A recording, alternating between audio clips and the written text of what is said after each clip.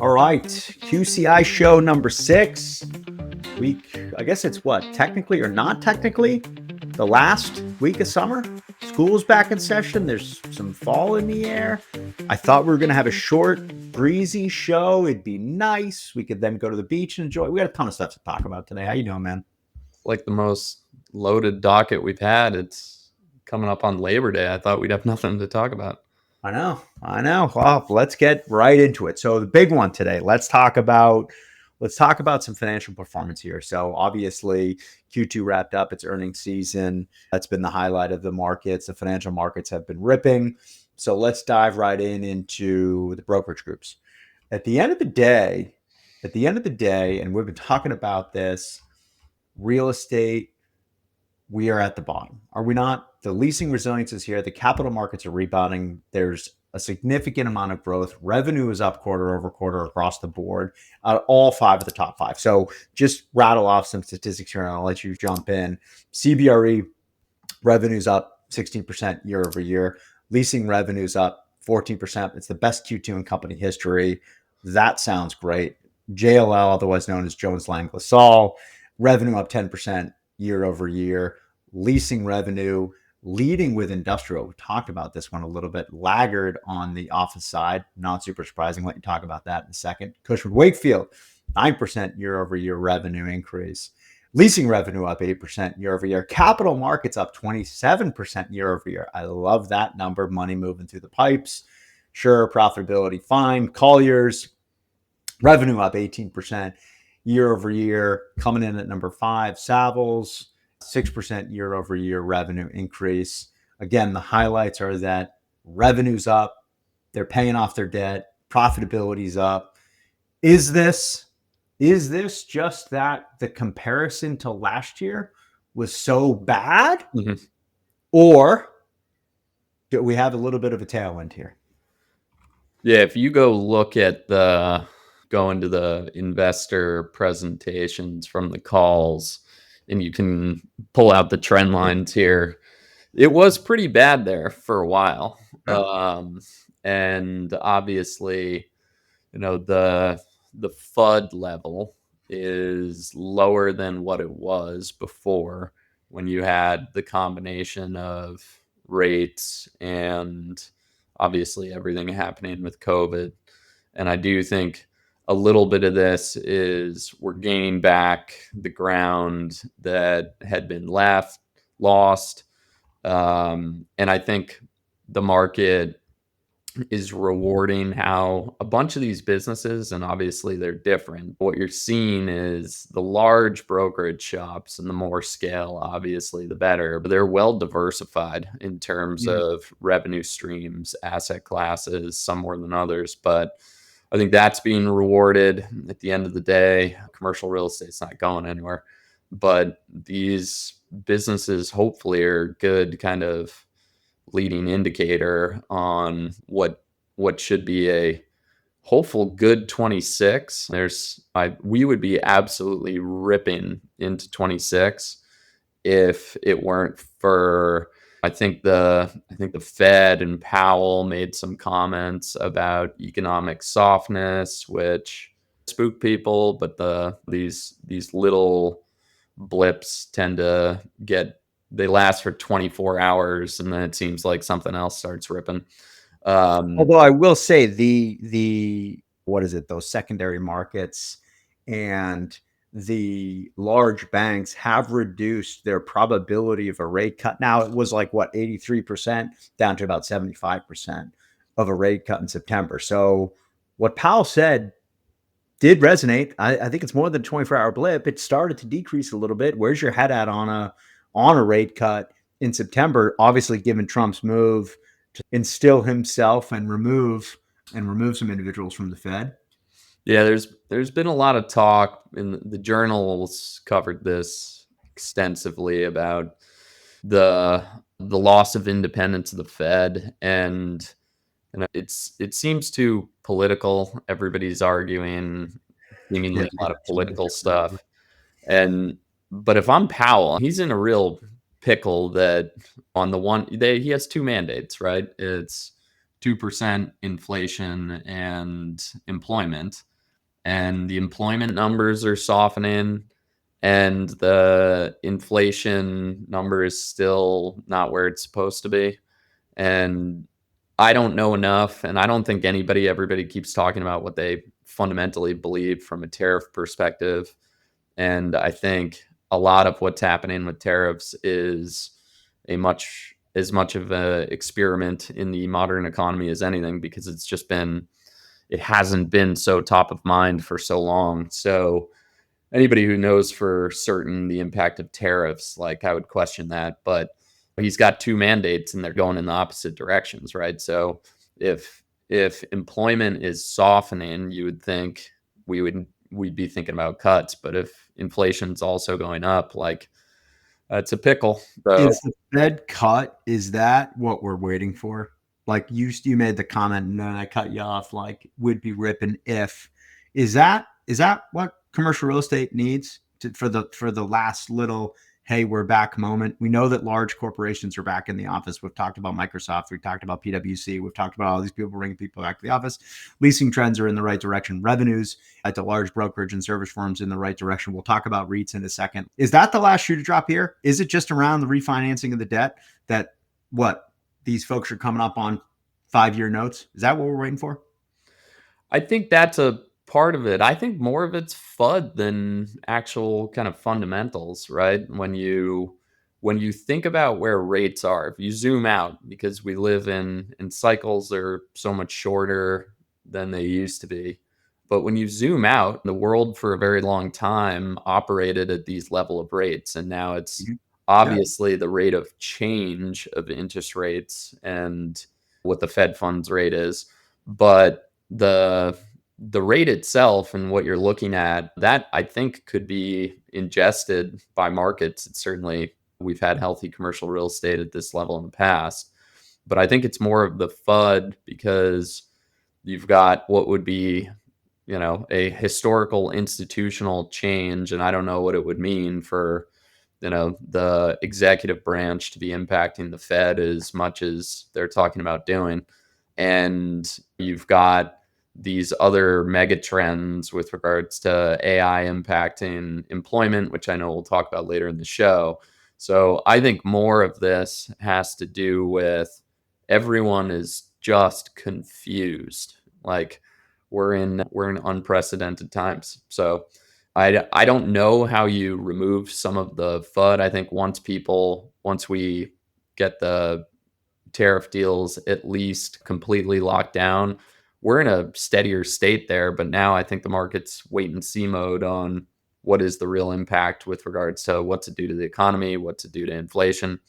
And now I think we're starting to move on to, what's the fall data and Q4 data readout going to look like in terms of inflation impact, and what's this going to do to margins, right? So far, Hmm. profit hasn't been impacted terribly in a bunch of areas. So it's a tough read.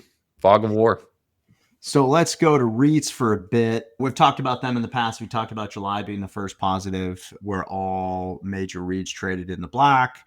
We talked about how majority of REITs still trade under the actual combined net asset value. But if you look back at this past quarter, again, if you're just trying to look at some of the signals through the fog, is this a good quarter or a bad quarter for BXP, million square feet in leasing, VNO, 1.5 million square feet in leasing, SL Green, 500,000 square feet, Paramount, 500,000, ESRT, 232,000, ARE, almost 1 million square. Is this what do we take away from some of these numbers here? Are we happy about the REIT performance? Or is this the water through the pipes that we're looking for? We have positive net absorption. What was that quote? The fifth straight quarter of positive net absorption. Is that what it was? I think that was in JLL's Yeah. call. Look, I think the fundamentals were pretty solid, right? BXP, you mentioned that over 1 million of leasing Q2. That puts them at 2.2 for 2025 year to date. SL Green's at 1.3. Hudson Pacific, which they have tougher markets, obviously, on the West Coast, they did over 500,000. Kilroy did 400. So the fundamentals were solid. Didn't do much for the stock prices. I do think it's the exact same thing when we look at technology stocks and things like this. The the public REITs, they have to play ball every quarter. They tend to be, sometimes they're overly punished because of that, but Yeah. they tend to be a pretty good mark on where we actually are compared to the private stuff, where how they mark is always a question.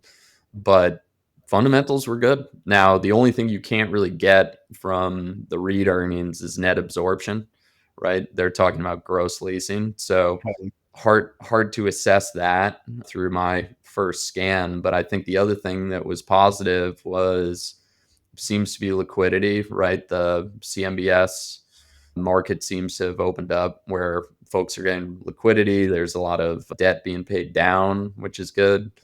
Now, there's, again, it's highly regional. Obviously, a lot of people are playing up the strengths in the Sun Belt, and South, Mhm. things like that. New York seems to be back, but overall, But there's surprises. HPP is a little bit of a surprise. We've talked about SF making a comeback in certain AI pockets, but HPP is in a tougher market. They seem to even be doing well. And then if you look at Alexandria, I was reading a stat about biotech venture funding seeing a massive decline, biotech jobs seeing a massive decline. We've talked about the struggle of life sciences and lab space being overbuilt. Alexandria is coming out with incredibly strong numbers. So, while it is regionalized, there's still some pockets in those distressed areas that are also super favorable. yeah, the winners are winning bigger. Alexandria, the issues in life sciences are, we've talked about this in the past, but you got a bunch of tourists that Yeah. they had no specialty, they didn't know what they were doing in lab, overbuilt. And so it'll be a nuisance and some little ankle biters that could be annoying for groups like Alexandria. But when you're built for that business, those guys are in a class of their own. So they'll win where there's wins to be had, and clearly they proved that in the, it was about 750 of new leasing, I think, at Q2. So, and you see the same thing with Prologis and industrial. So I don't know. I think this happens in every tough cycle where the well-run groups tend to take more market share, and then there's always one or two that tends to drop. I think it came out this past week, ESRT, and I forget who the other one was. Was it SL Green, or I think they might be bidders for Paramount. And so Mhm. I forget if I saw that in the Journal or Real Deal or wherever. But it was a solid quarter. Solid quarter. All right. Well, I guess to contradict that a bit, and I know you got a fiery quote that you utilized last week about this. So let's go to some quick hits. The first quick hit, despite all that, so we just talked about positive net absorption, we talked about positive leasing numbers, we talked about revenues increasing. New statistic, US office vacancies soar to 20.7%, a new record. The US occupancy vacancy rate climbed to an unprecedented number, the highest level ever reported per Moody's.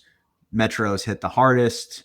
SF, talked about them. But New York and Charlotte, I don't really care about Charlotte. I love Charlotte, but whatever. New York also hit hard. Come on, man. Financial capital of the South. What's your take here? You calling bullshit on this number? What's your take here? Can you provide a lot, just an average like that anymore? Now, the 20.7%, was that the number? Yeah, National vacancy? yeah. It's not even a metric. That's a confession and a reality that we're seeing the great divergence of the office that we saw in retail. I literally am going to talk about this every episode. This isn't a hard one to figure out. Like, it's really not. You're going to have the split between the people that lean into experiential office. They're going to do well. The market data is more than concrete that people are willing to pay for good experiential office product. Just experiential retail does significantly better than your old school malls that are like mausoleums that you apparently want to go back to. Where Um, they invented experiential retail, but continue. so I still believe, particularly when you saw what happened with lab where it got overbuilt, and I do think a good indicator is to keep an eye on when you look at BREIT with Blackstone, like what's the exposure to industrial. There's still, I think industrial is second largest position after different forms of multifamily and housing. So I think it's still okay. But There is always all right, well, we're 5 years late. Let's run into industrial crowd that will probably oversupply it. But office is, I think it's a tale of two cities, pun intended, where experiential is going to find its place. And I think the big question is going to be, where do all of these companies, I don't think it's a question of whether they're bringing people back at this point. I think it's a question of what's the sophistication level now Yeah.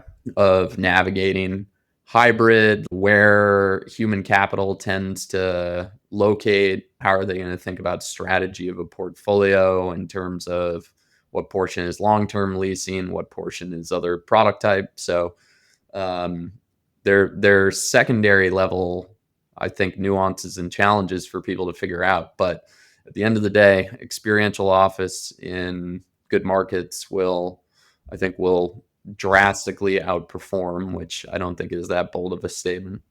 Well, the issue here is like there's this is just it's a blanket number saying 21%, whatever, who cares? We really need to break it out. And what you're talking about is experiential. Are you talking about, would you like to see these numbers broken down by the class of space, despite the class system being bullshit, class A, class B, and so on? Because you're going to have drastic difference in the numbers there. You're going to find that what class A in the top of the market, your experiential is what? There's a supply problem. We don't have enough. And then you're going to find the shitty class B space has what, 70% vacancy rate. And that's how you get your law of averages to 20. Well, this is the problem, is that the whole system of class A and class B is so antiquated, it's not even relevant. We talked about this. Let's come up with a new one. Let's invent a new one. There needs to be a new one, because earlier in the year, CBRE had a report saying 61% of properties were class A. That literally can't be class A if it's 61%. That doesn't make any sense.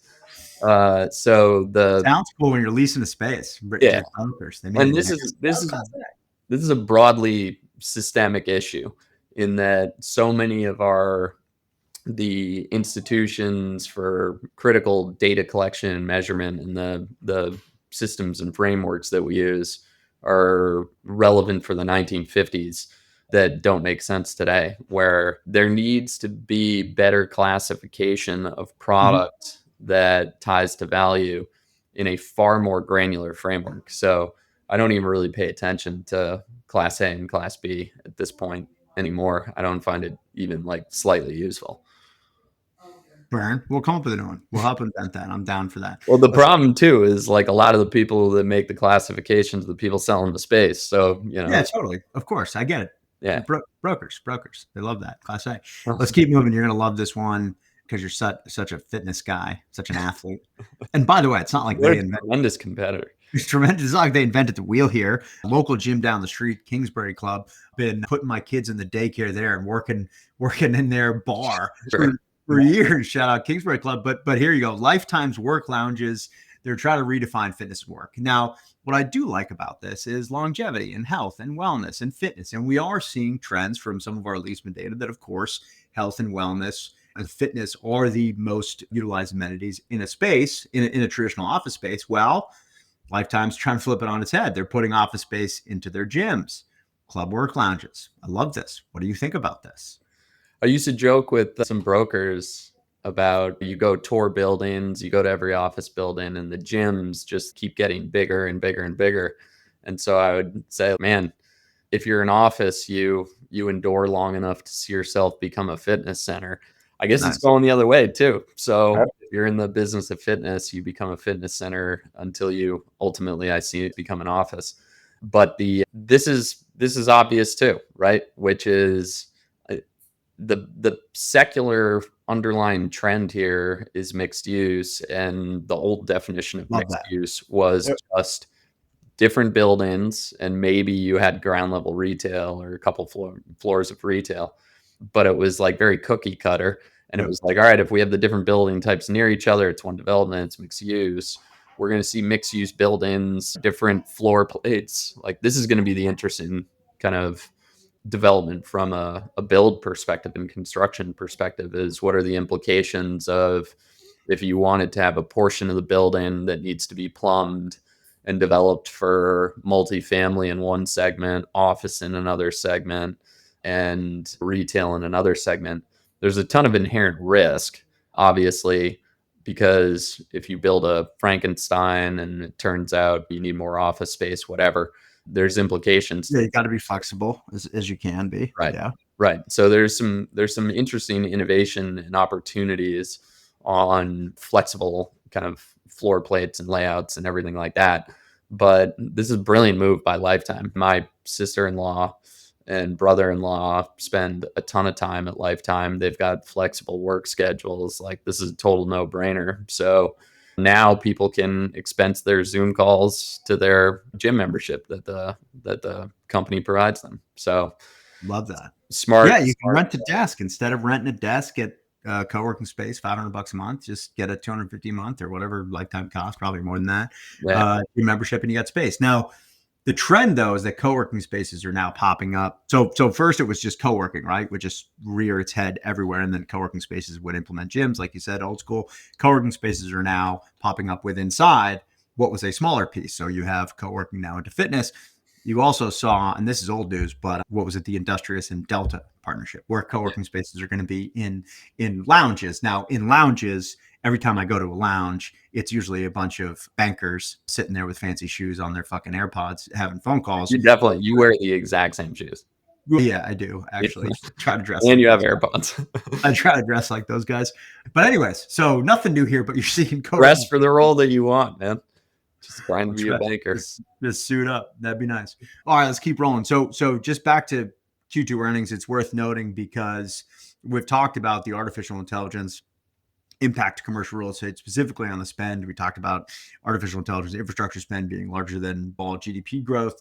What's your take on NVIDIA's earnings? They beat earnings. The stock wavered a little bit. What was it, like 2% initially? Yeah, which fine. There was, I guess, some uncertainty there. There's apparently no looking back. We don't have an AI bubble, despite one of the quotes we have a little bit earlier. NVIDIA continues to absolutely outperform and crush. What's your take on this? Briefly, not to spend too much time on Jensen and NVIDIA, as we know, is obviously the darling of the stock market. I think the question is like, at what point does NVIDIA's its guidance is so strong? When does it replace the Fed as like the central economic forecasting entity? Like, it's a monster. Guy dropped 46 billion in quarterly revenue, and he described it as a warm-up act. That was his quote. He called it a warm-up act. I know it's hard to zoom out. His other quote, he called it the start of a new industrial revolution. I do believe that. It's hard though to zoom out and not assume there's not going to be an AI slowdown, or can we keep up with this level of spending? I don't know. The job offers that these artificial intelligence engineers are getting, billions of dollars, hundreds of millions of dollars, is absolute insanity. The spend in the industrial side is absolute insanity. And it's all because at the end of the day, a lot of these companies, these startup companies that are doing well, not NVIDIA or ChatGPT, but even ChatGPT to a degree, all of us consumers are spending a couple $100 a month to try them all. How many AI subscriptions do you currently have? Well, look, this is the whole Jevons paradox thing, right? Increasing efficiency in a resource can ultimately increase in the overall consumption of said resource. So like, these chips keep getting better. The use cases, when you look at the lag on some of the tech cycles, right? The internet needed to proliferate before at the application layer revenues ultimately showed up, which is why we got the .com bubble. The number of users that were actually driving meaningful revenue didn't live up to the enterprise values and multiples. But the product loop on this is like, you obviously have a power law here where ChatGPT and a bunch of these folks are capturing a ton of the economic value. But I do believe we're going to see proliferation off of that. So I don't think I tend to be in the camp of we're going to continue to see more and more demand for them, and they're just going to get more efficient. So that guy's an animal. It's an absolute animal. I don't know. I can't imagine if the spend's going to keep up. I can't imagine. I gotta imagine we're going to deflate a little bit. They should go watch some of his talks. Like, he speaks at Stanford and all this stuff. The guy's the man.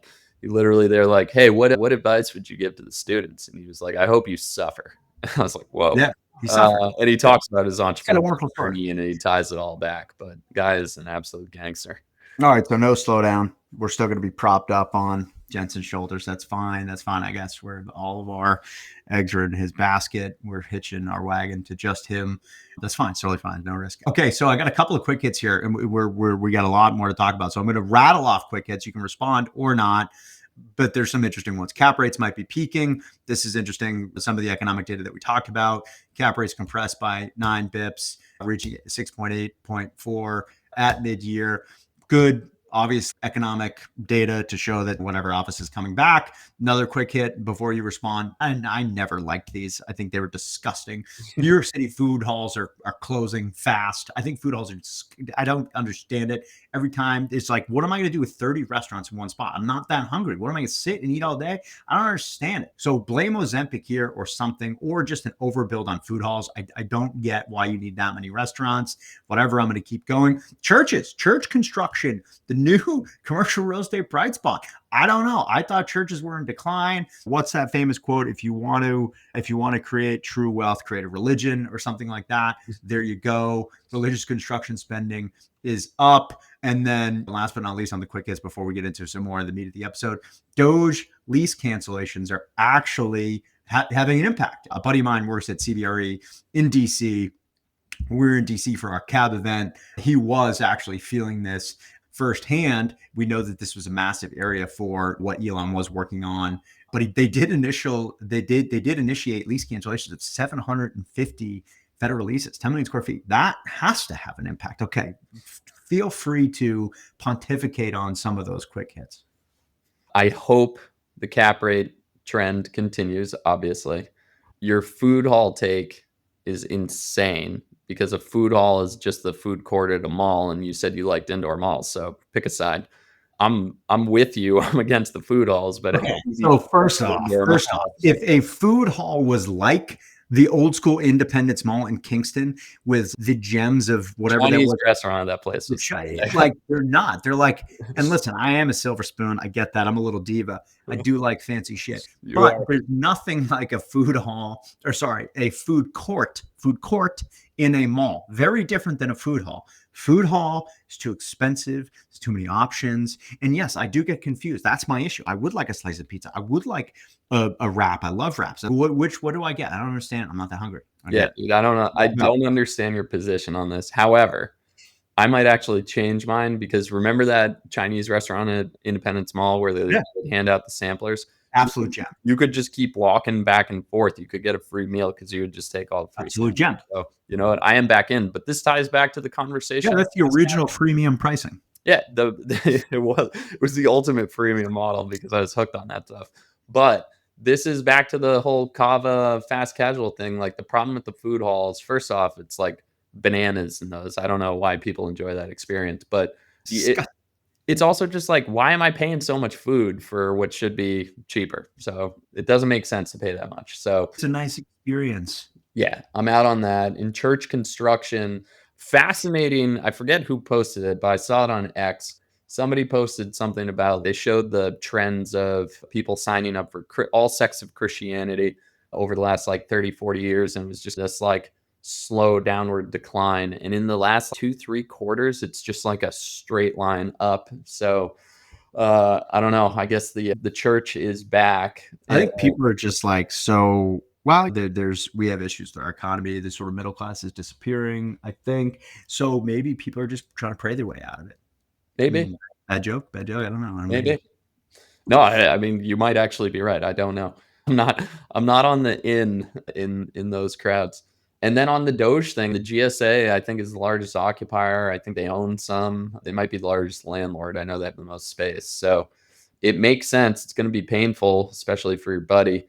But they just have so much space people don't show up to. So, and I feel for the government workers here too, because it's not just the fact that there's not a ton of incentive and all those things in terms of most of those jobs. However, their buildings themselves are just brutal. I forget one of the architectural sites.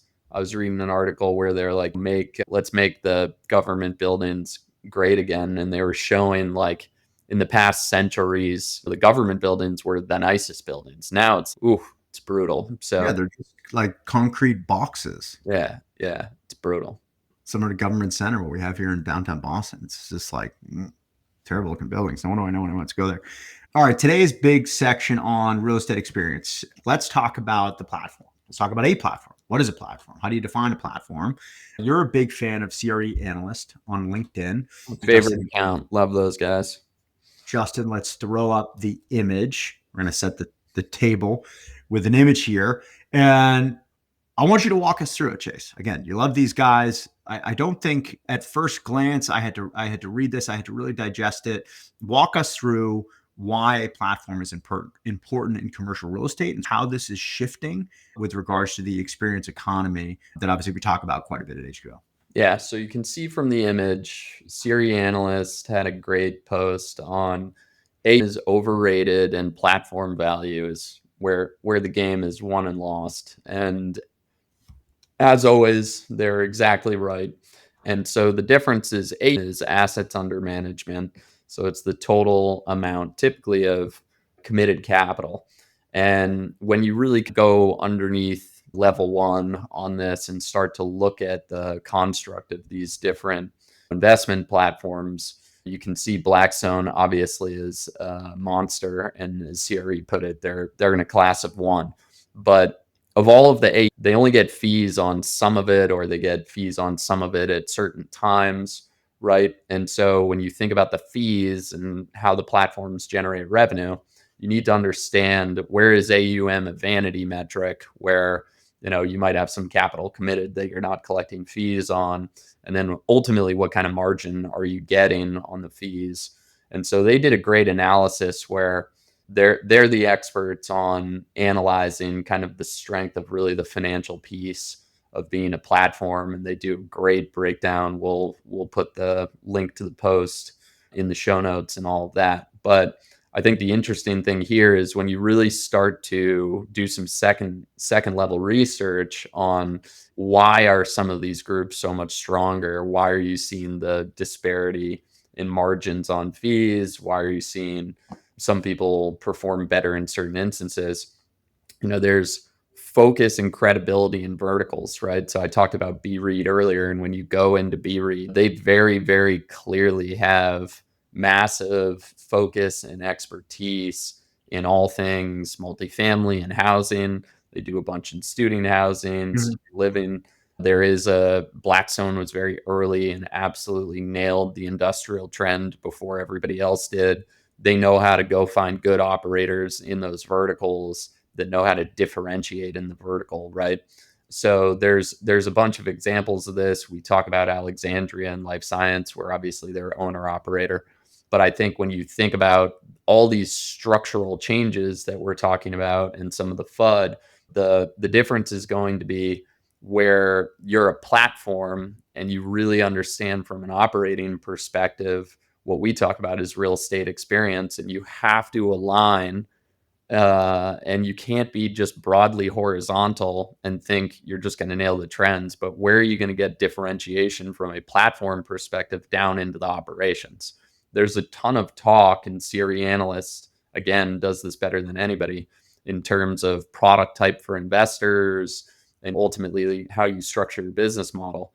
But I think there's a whole area of focus that not enough people are talking about, which is when you're investing in these operators, or if you are the operator, right, owner operator, how do you truly develop an unfair advantage with these more granular kind of verticals? And this is where the framework, forget class A, forget class B, but workspace for the top life sciences businesses, workspace for the top financial firms, workspace for the top e-commerce businesses, right? There needs to be significantly more sophistication on product matching sectors and types of businesses and how they work. And I think that's going to be something that those platforms figure that out, and they start to hit on any mega trend that's going to come off of AI, which it's not just going to be data center and some of those things, But what are the businesses that are really going to find benefit from these core technologies? If you can cater to how they work, there is a ton of alpha to be found. And real estate experience is all about understanding the different constituencies for that vertical, right? You got to understand how the tenants work. You got to understand the types of vendors that need to service a life science group are going to No, be different than a typical tech startup, right? So it's vendors, it's tenants, it's the personas at the tenants, it's the type of investors that have a thesis in that category, right? So I think this but is how do you measure? So how do you measure success? Okay, so AUM's a vanity metric. Fine. All of commercial real estate is vanity metrics. Leasing, price per square foot is drastically inflated because of all the TI and free stuff that's thrown in and blend and extends. That's the 2 degree of vanity metric. Just general square feet under management by the majority of these or whatever. There's leasable square feet. There's so how do you measure the value here? Does the way that we measure success in commercial real estate need to change? And is platform value the way and what would be the equation? CRE analyst walks them through how they calculate it. But how do you measure the success here? Or is it just a financial metric? Do we just not overthink it and just talk to bottom line revenue and margins, kind of like what you were talking about? margin and multiple, right? Margin. Like on the top end, when it ultimately comes back to the investor, ultimately what we're talking about is margin and multiple. There are a number of other factors when we think about DPI and the from an IRR perspective. IRR can also be a Sure. bit. Talk about the difference paid in capital and distribution versus what would be a paper metric. Yeah, marked gains on paper versus actual cash distributed gains, right? Like those are very different. At the end of the day, it's got to materialize in cash. And then even IRR, right? There's all sorts of tricks that you can do around IRR in terms of like when the capital is technically called.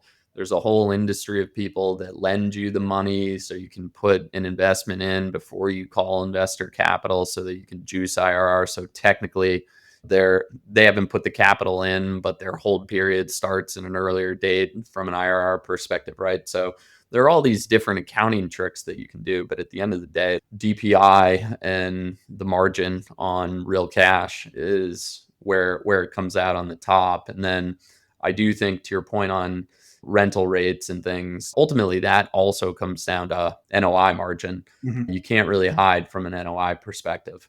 So smart people know how to pull these things apart. There is probably too much time spent on the vanity rental rates and things like that. I even think one of the other vanity metrics that you can see is in all the earnings when they talk about average lease lengths and these things, they don't it's unclear how much of those include term for convenience and You're things right. like that, Right. right? So Yeah. uh, 3 year, 5 year break, whatever. Yeah. right. So, but I do think there are more metrics, and this is where we were talking about it before the show, right? Which is the next generation of investors and operators are going to be far, far, far more sophisticated on those utilization and engagement Mhm. metrics that ultimately yield real margin. The fact that we're having the conversation is what excites me about the future of commercial real estate. The future of what we're building, fine, yeah, whatever. But more importantly, the future of office utilization, the future of the market. We know that these statistics, like we were talking about earlier, the vacancy rates, that's just an old way of looking at things. Class A, Class B, whatever. That's an old way of looking at things. The fact that CRE analysts, and maybe we'll get these guys to the show, obviously huge fans. They're diving deep here. They're hosting a conversation. We're continuing that conversation here. It's a start. To me, it's the start of the transformative shift in commercial real estate, that post-COVID era, whatever it is, this high interest rate era that maybe we're in, maybe we're not. But I like where we're going. I like the reframing of how you measure success in commercial real estate. Amen. Love that. Okay, this week's quantum real estate, QRE, quantum review. It was cool back in the day when you were a billionaire to buy an island. What was it, Necker Island we were talking about? Richard Branson, I think he still jumps off the dock every time somebody That leaves. guy's just got it. He's got it on, man. Just an absolute legend. But islands, I don't know. They're just like, whatever, not Yachts, cool old enough jets, anymore. yeah. Yachts, who cares? All the new tech billionaires or old tech billionaires, whoever it may be, they want to create their own cities. They want to create compounds. They want to reinvent the urban environment. The list is long about who's developing what. Chase, walk us through your thoughts and who's doing some exciting things and creating a new city. And talk about the future of commercial real estate, man. Is this what the urban environment needs? Well, I think everybody's starting to pay attention to this. So we saw this because Fast Company wrote an incredibly thin article on cities are in, yachts are out, or whatever they said. It got me. So they did their job. They got it. We're talking about it. Click, click, click, click, click. They got their fraction of a cent on CPMs. But they had a little bit of a list. But I did take some time to put together a more comprehensive list to show the trend. So you've got Elon, and Elon oversees 2 incorporated zones in Texas. Obviously, most people know Starbase, formerly Boca Chica. The residents voted to incorporate Starbase in May. So apparently the mayor is a SpaceX vice president or something like that.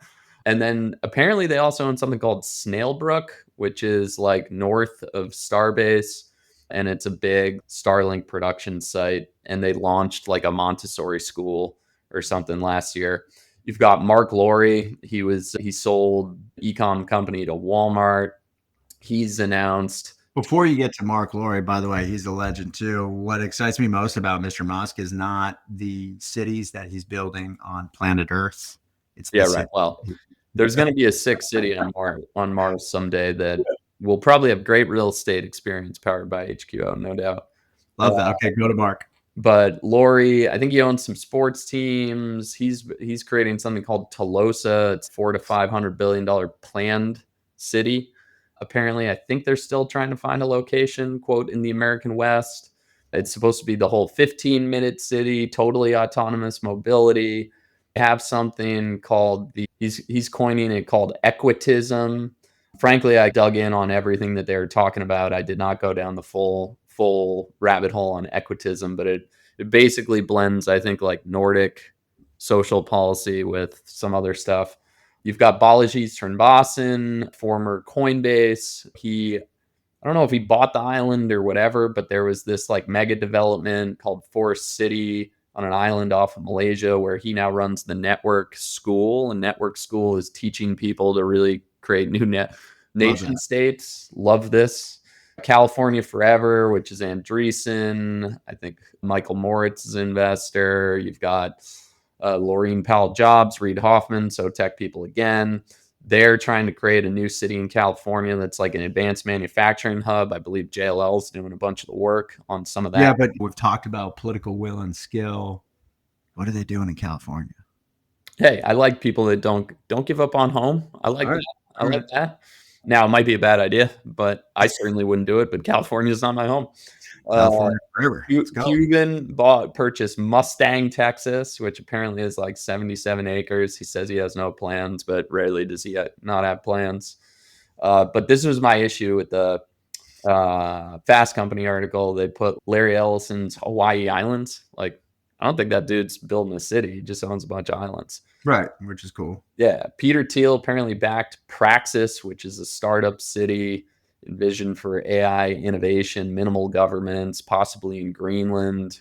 They put Zuckerberg's Hawaii compound, doesn't make sense. And then Bill Gates apparently proposed a smart city named Belmont near Phoenix in 2017. I don't know if that ever got off the ground, but I think the trend here that's really interesting is like the humanity's ultimate product is the city. And it's always been beautiful chaos of all sorts of different people building and clustering, and no one has really, outside of maybe Singapore, is the closest example to someone who thought of a city as a holistic product that really all, like, think of Apple, integrated software and hardware work together. So I think the era of new cities is here. This is going to piss off a ton of people that that tend to be on the left because they're like, hey, we should be focusing on, this is what happened when I published the Quantum City paper. When I wrote it, people on the left were like, screw you, man. We should focus on the cities we have, which the paper does, but whatever, they didn't read it.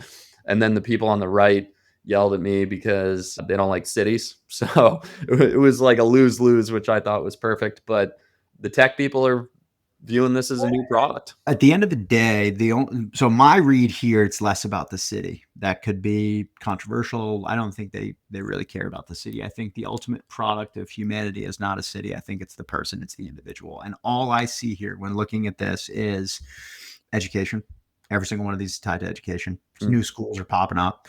That is a massive challenge. Talk about the student loan issues, the federalizing of all the massive debt that we're in, higher education issues. To me, that's one of the biggest trends here. And then just in general, I don't like the phrase, and you and I have talked about this a million times, work-life balance, but I feel like there's a notion of just general sort of happiness with employment and living within a city and call it an urban or suburban environment that this seems to encapsulate. It talks about autonomous. It talks about the mix of the mixed use. So to me, it's about the people and less about the city. I don't know. I'm excited to see. We'll see. I know Neom's working on one in Saudi. I don't know. These are all planned, unplanned. I don't know if there's much there. Yes, we got to fix Boston, focused on our original cities. But to me, this is part of something bigger than just the urban environment and a tech billionaire trying to reframe a city. I think there's a lot more there. Well, I think what it is, though, cities they're the ultimate manifestation of bringing people together. Somebody else said they're the removal of space between people. I think that's an elegant way of putting it. And I think that the big trend there'll be two views. There'll be the cynical view, and there will be some truth to the cynical view that it's a bunch of megalomaniac type folks that want to play God and control their own little community.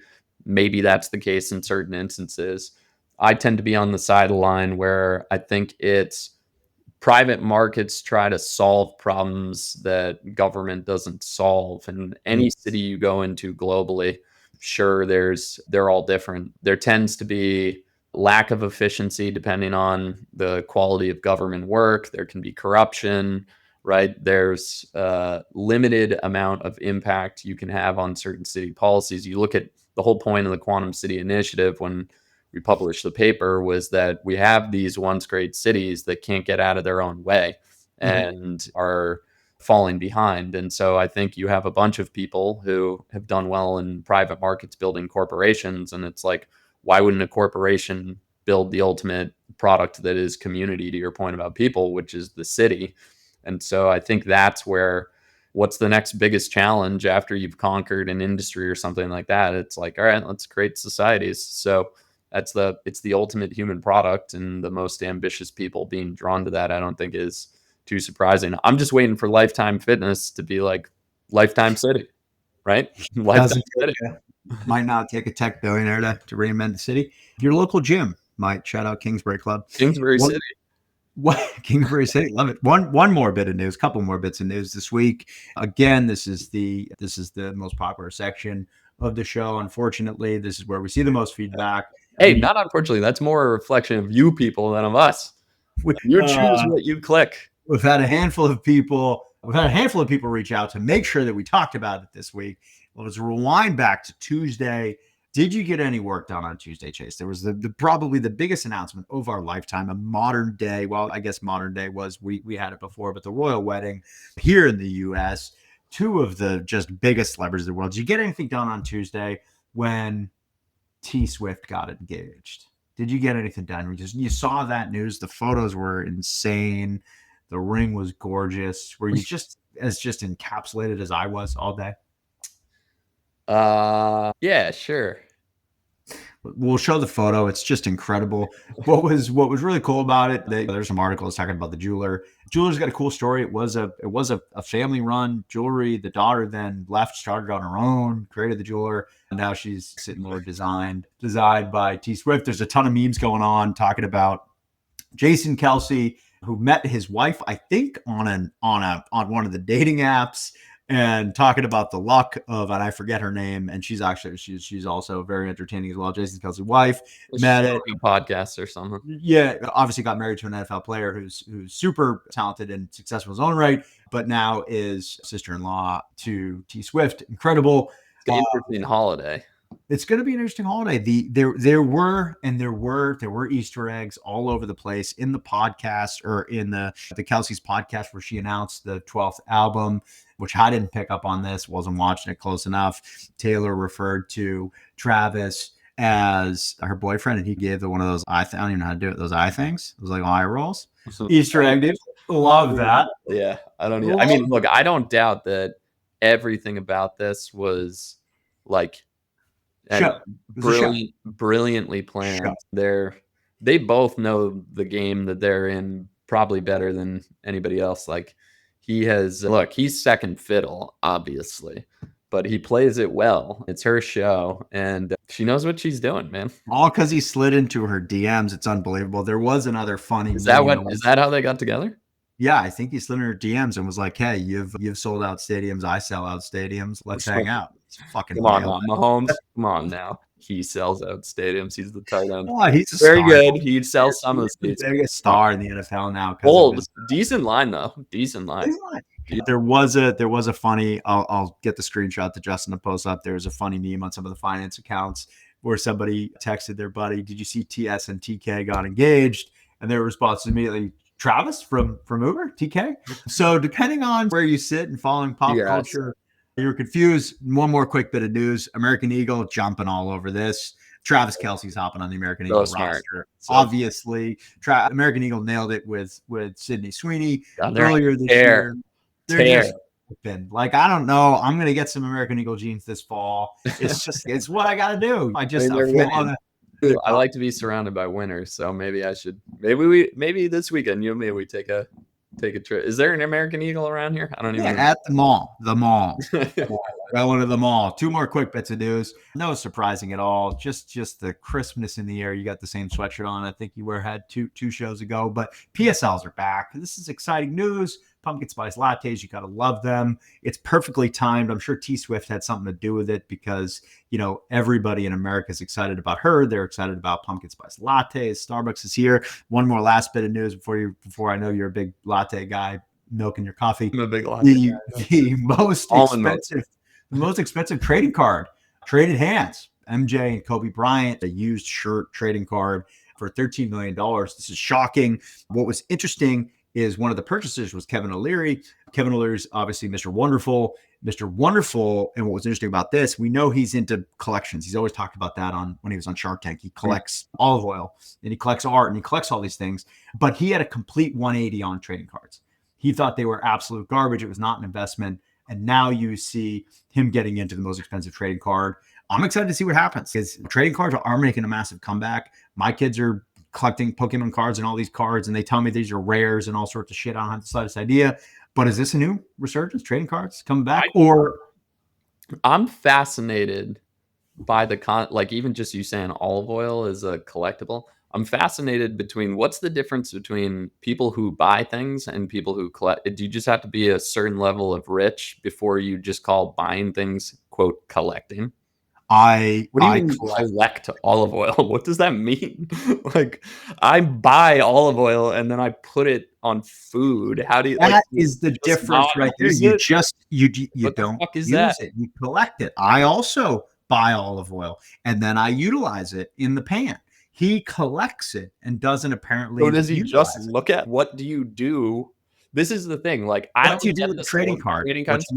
Huge MJ, huge Kobe guy. So love that they're winning whatever this is, and the fact that Brady got in on the trading card thing through Fanatics, all that made me be like, maybe I don't have my own identity. I should just do what Tom Brady does. Should I just get into this? My kid's into it. I don't get the cards though. I got all these cards in my house from Dash, and I'm like, what are these? But like, collecting olive oil makes no sense.